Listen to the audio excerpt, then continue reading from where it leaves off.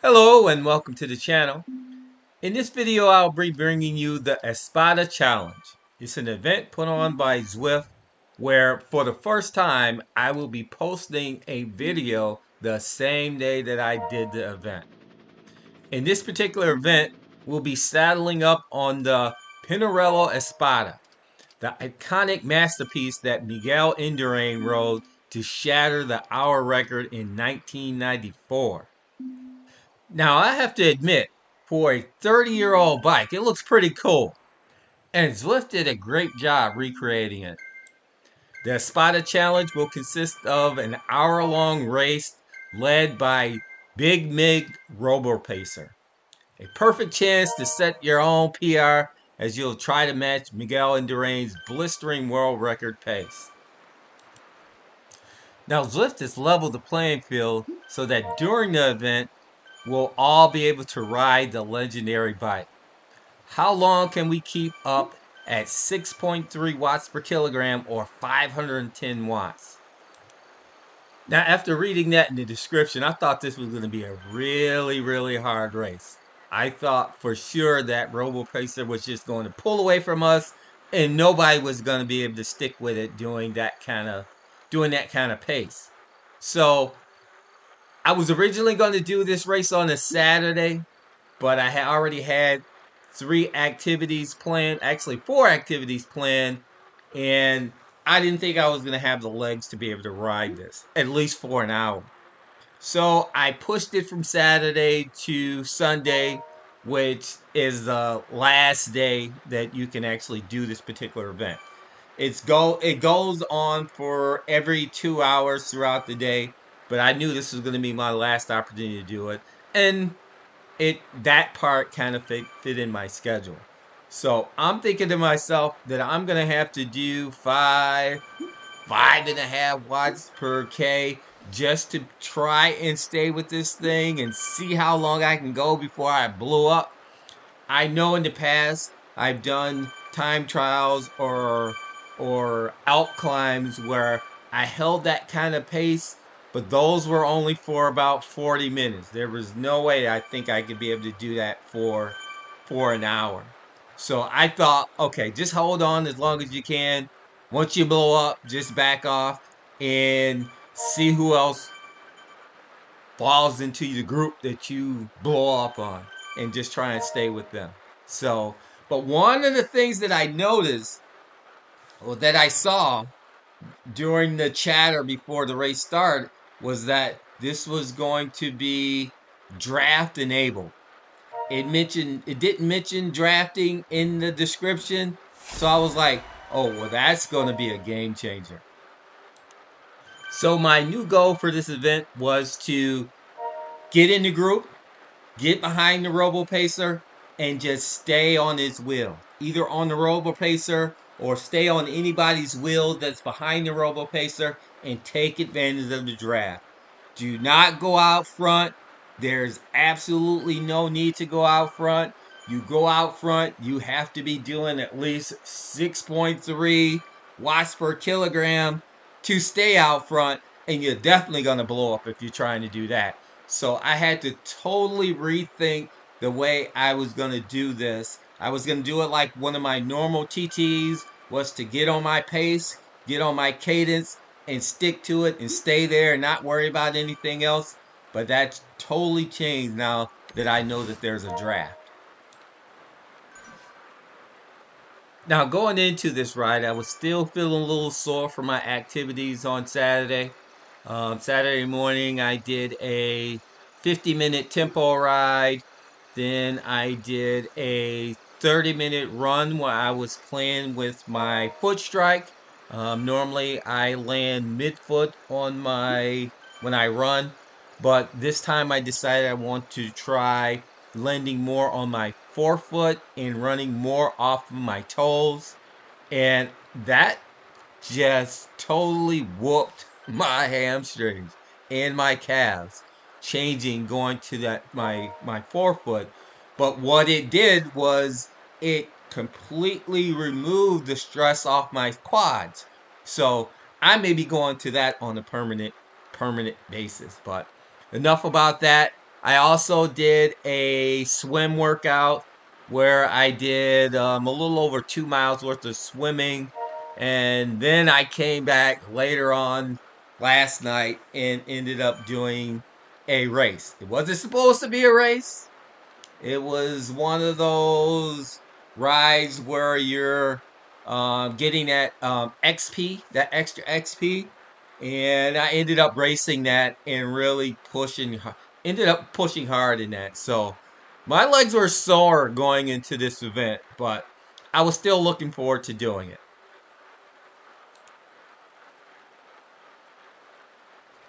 Considering I was going to do this like I would normally do a TT, I'm already noticing the benefits of the draft in this ride. Now that RoboPacer is going 6.3 watts per kilogram. He's not going to deviate from that. He's going to do that for this whole hour-long race. However, I'm already seeing green and even some blue in my timeline graph. If I'm doing a TT or individual time trial, if I see blue in that graph, that's a complete failure on my part.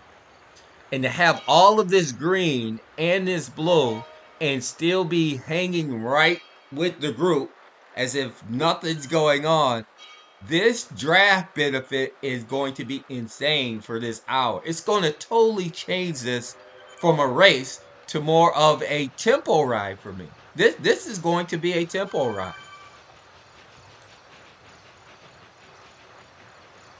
Now, during this ride, we get into a conversation about this race and how it's going to appear on Zwift Power, on whether or not that this race will be scored properly on Zwift Power.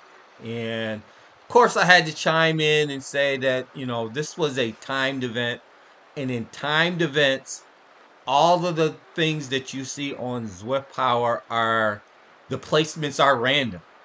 I mean, I've won so many timed events that my results it could even end up in last, no matter how well I do in a timed event. So I chime in and say, no, timed events are completely random on Zwift Power. And this one guy, he really thinks that no, that is not going to be random on Zwift Power. And I'm like, yeah, it's going to be random. He's like, no, it's not. And then I chime in and say, well, I've done almost 1,200 races, 1,200 events on Zwift Power, and all timed events have always been random. And so he chimed back and said, well, have you done 1,200 of these events? I was like, well, no. And that was true. I had this, obviously, my first time doing this, and I never looked at any of the other results from the earlier races that had already taken place. So I'm thinking, like, okay, well, maybe he's correct. So at the end of the race, that was one of the things that I knew I needed to go and look at and see if this event was going to be random or not. Now, to make sure that I knew where my place was going to be, I was going to try and win this race. I guess you could call it a race. I'm still thinking it's a tempo ride. Well, it's a little more than a tempo ride because I'm seeing a lot of, yellowish gold in my graph. And normally I wouldn't see too much of that in a tempo ride for me. It would just be mostly green and blue and some yellow, but mostly green and some blue. Mostly in the green, a little bit in the yellow, then some in the blue. But enough of that. So at the end of this race, that was going to be one of the first things that I checked to see how I finished and where I landed at on Zwift Power.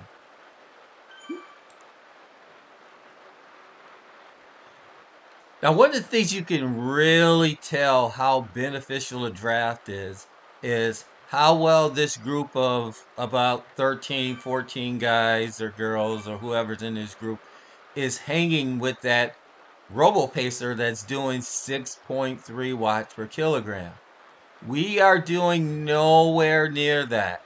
nowhere near that to stay with him. So as long as you stayed in the draft, you were okay. You didn't fall off. But I'm sure if you fell anywhere off of that pace, you're going to have to do some serious digging to get back with the group. So as long as you stayed in the draft, you were good. If you could hold around 4.5 to 5 watts per kilogram for about a minute, then you are going to be good as long as you got into this draft with this group. So I'm I'm I'm chilling. I'm chilling. I'm looking at my heart rate. My heart rate's only 156. That's probably like zone 2 for me. High zone 2, low zone 2, somewhere in zone 2. So that's not bad. I'm not no heart rate issues at all. My cadence is varying between 80 to about 88 revolutions per minute, and that's not bad at all. I'm in a gear that's allowing me to put down power, and I am feeling it in my hamstrings, which are still sore. I am feeling in my hamstrings a little bit, and I probably could shift gears and go to an easier gear and probably take my cadence up into the 90s and would be okay. Of course, that's going to bring my heart rate up, but I have plenty of room to bring my heart rate up to lean on my cardiovascular system. But right now, I'm okay with what I'm doing. So, for the most part, I'm just going to stay in the gear that I'm in. I'm going to stay in the cadence that I'm in. My cadence may come down a little bit, but for the most part, this isn't bad at all. I hate being off over to the right, especially when I'm on a TT bike, because I never know if I'm in the draft or out of the draft. And every now and again, you'll see me slow down, try and get to the back of the group so that it will let me shift over to the middle of the group. And then I will pick my pace up and try and stay in the middle of this group, which is much better than being off over on the right hand side and not knowing whether or not I'm in the draft or not. If I was on, say, my S work bikes with my disc, I would know whether or not I'm in the draft because my avatar would sit up. But when I'm on a TT bike or on a Tron, I never know, especially when I'm off over to the right. So at this point, I'm trying to maneuver myself because I don't have steering. And this will be the only reason why I would think I would need steering is to make sure that I can push myself back where I need to be in the draft. Like right now, I'm good. But then I drift back off over to the right. And at this point, I'm probably not in the draft. So I got to try and get myself back to the draft. So I would try and back off a little bit just because everybody's holding me off to the offside. Going around this bend allowed me to shift back into behind somebody where I know I'm in the draft now. So that's the only issue that I have during this whole entire race is whether or not I'm in the draft or not. Other than that, I'm good.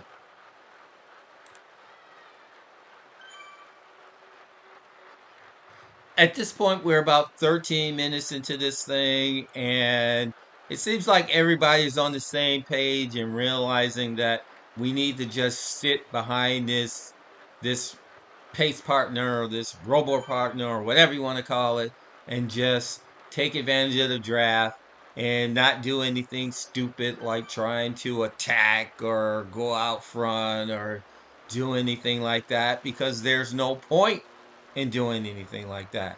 It will get you nowhere. You'll get out in front and you'll end up blowing up unless you got that kind of power where you can hold over 6.2, 6.3 watts per kilogram for another 45 minutes or so. But other than that, there's no point in even attempting it. So just stay back, chill, hang out, enjoy the ride, and enjoy the fact that there's only a few of us and get to the end of this thing and then let the fireworks go. One of the things that I forgot to do before starting this race, or even when I signed up for this race, was to see what kind of competition I was going to have. I normally go in and look at the power readings of the guys and gals that are in the race just to see if there's any sprinters in there or if there's any attackers in there, somebody that can go long. In I think the reason why I didn't do that is because I thought this was just going to be a straight up ITT where I would just get into my pace and not worry about anybody else and just go. That's the way I prefer to do ATT, not worry about anybody else's power. So as I looked around at the people that were in the front group, I didn't recognize any names or anything like that. So I was kind of flying blind, but would just be ready for a sprint at the end of this thing.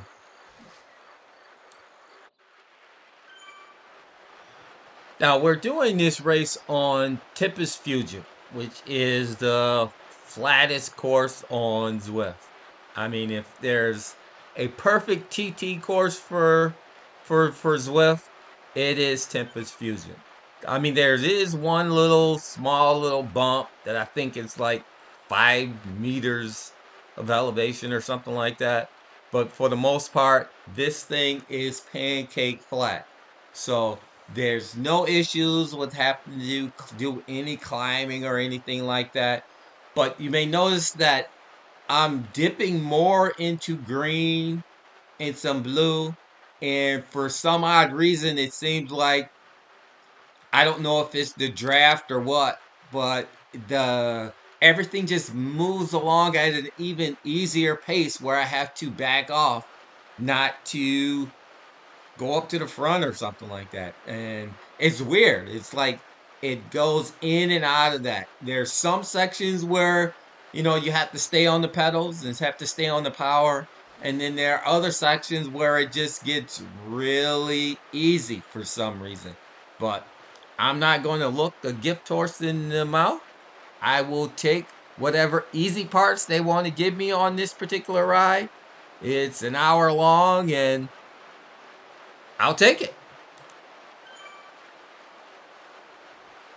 About 17 minutes in, and we're all pretty much just going to be doing this same thing to closer to the end where we'll pick it up to try and beat out the timer or be the furthest ahead when the timer goes off. There's a couple of guys that kind of attack a little bit, trying to get the Fuego Flats jersey, and I'm not here trying to get any jersey. I never really try and get any jerseys during the race. Normally, if I'm going to get a jersey, it's going to be a final sprint or something like that. So I'm just going to jump this video up to where the pace changes. Okay, we got about 7 minutes to go into this race, and for the most part, my cadence has been anywhere between 80 and 85 RPM, and my heart rate has been pretty much holding steady at around about 150, somewhere 150, 155, in the mid 150s.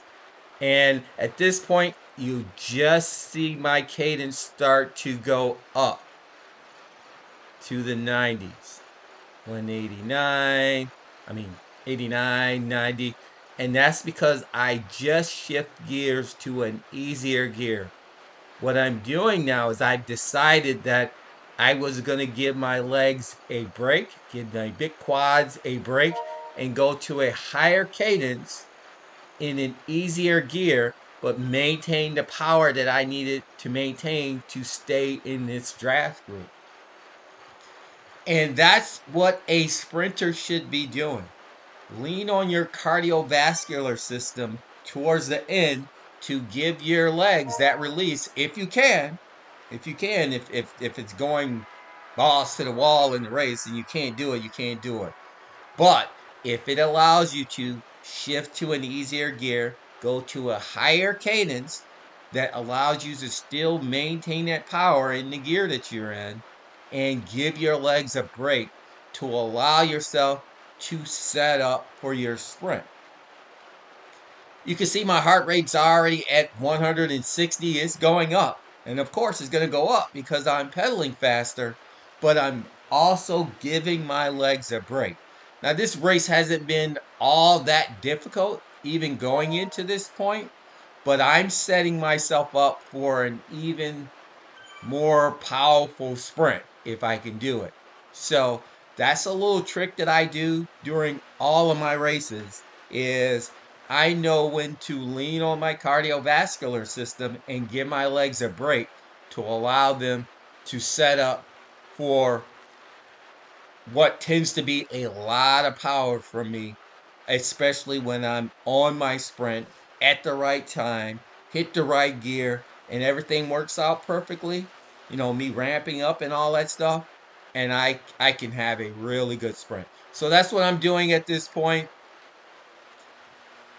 90, 93 RPM. It's not that bad. Of course, my heart rate's going to go up. I'm not worried about that. I have lots of room from where I started from in the low 150s to get up to get in even into the 170s and not have that affect me too much as far as heart rate and sprinting.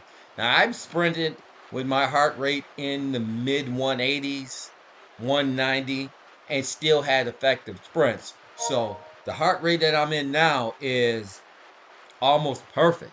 I'm ready to go.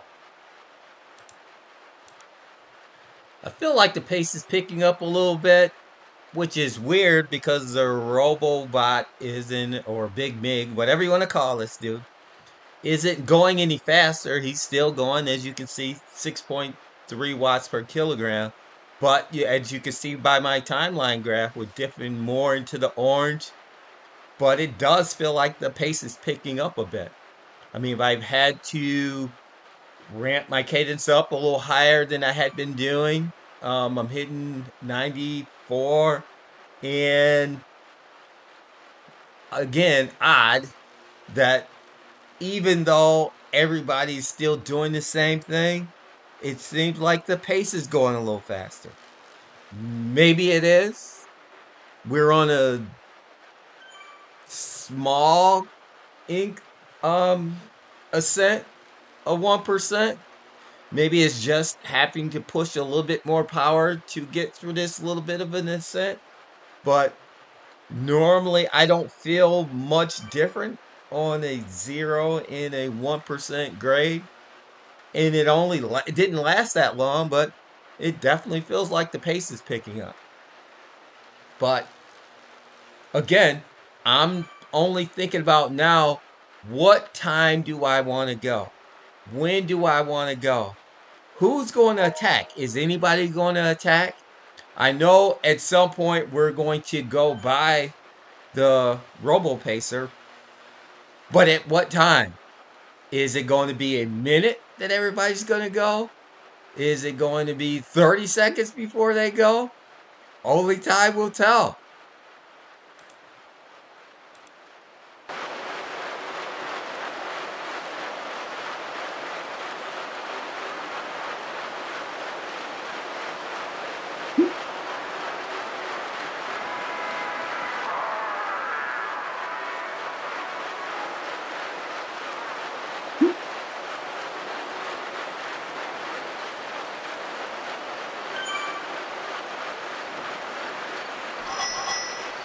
Hammer time!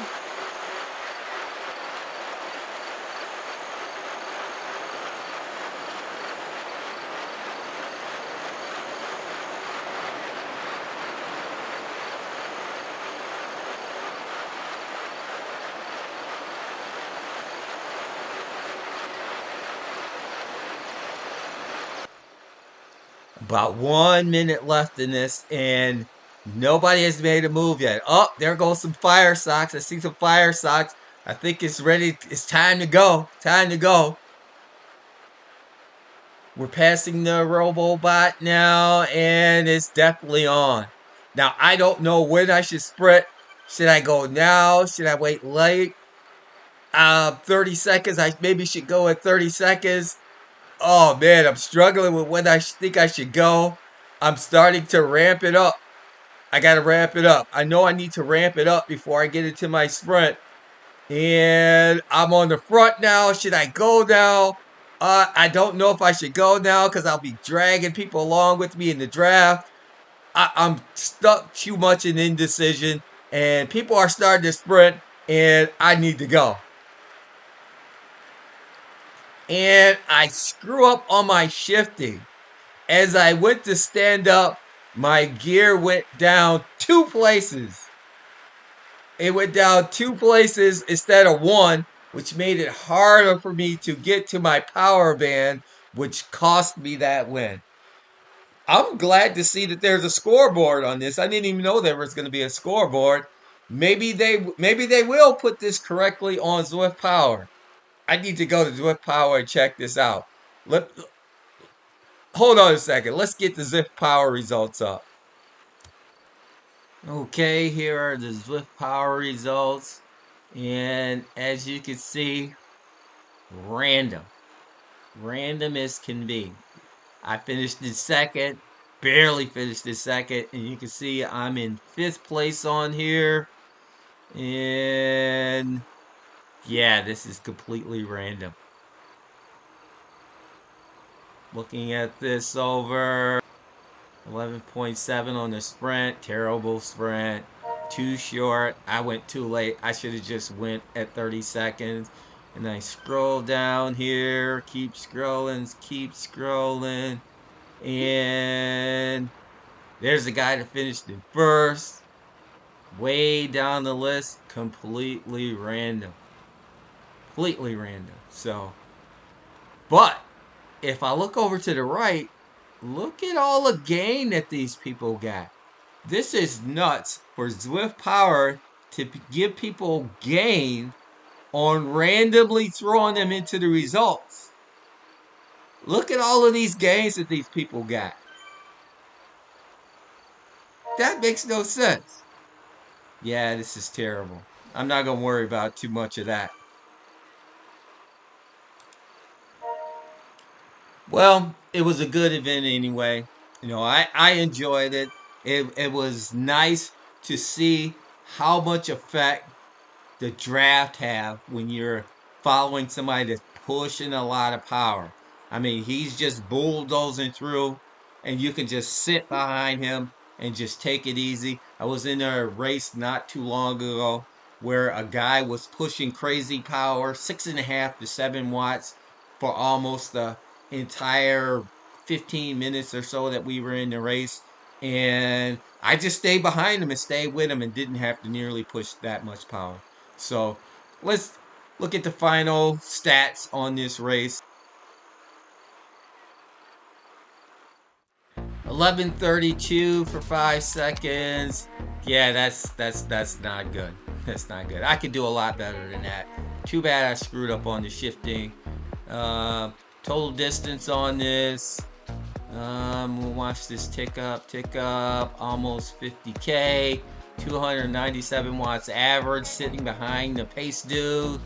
Timeline, kind of what I didn't expect. A whole lot of green in there, and I'll take that. And we got some little bit down here on the power curve that would have been, I can't really see too much of that. And 1191 for a peak. Not too shabby. I'll take it.